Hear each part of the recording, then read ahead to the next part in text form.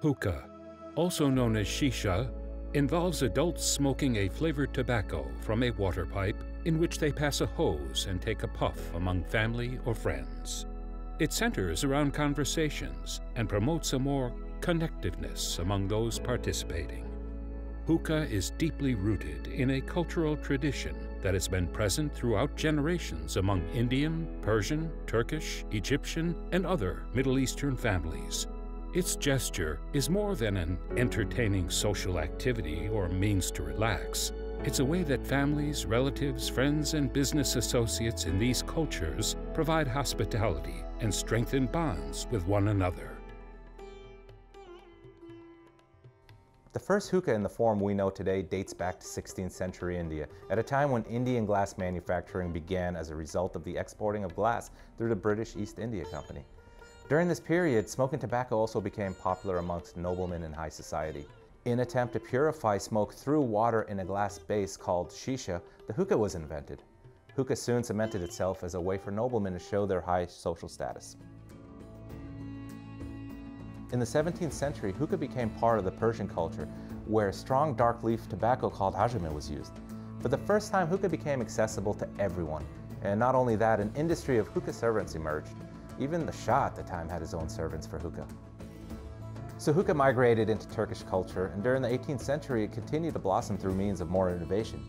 The dated look of hookah was phased out as blacksmiths began casting intricate brass designs and adorned the pipe with royal and religious markings. Hookah was prominent in Turkish high society and was a true symbol of status. It was smoked after royal dinners and even at diplomatic meetings. Offering a hookah to a guest was so important of a sign of trust that withholding it could have been a serious insult. The hookah tradition spread into the Middle East throughout the 19th century. In Egypt, traditional forms of tobacco seen prior were reformulated into ma'asal by mixing honey or molasses with the tobacco. Ma'asal translates directly as with honey. This term generally refers to flavored tobacco. Even dried fruits like lemon, grape, watermelon, and mint were eventually added. Hookah integrated into society so deeply in these parts that hookah cafes were built to house the ever-growing popularity. Hookah promoted a community amongst the patrons, uniting all classes, races, and genders alike. It was used as a way for people to relax, socialize, and strengthen bonds with one another. Hookah traditions continued to deepen in cultures throughout India, Persia, Turkey, and the Middle East, and in neighboring countries such as Israel, Armenia, and Pakistan.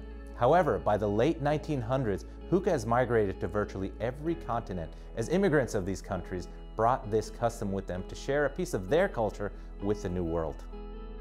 In the early 21st century, a hookah industry surfaced in the United States as early pioneers found ways to improve the quality of products using modern technology.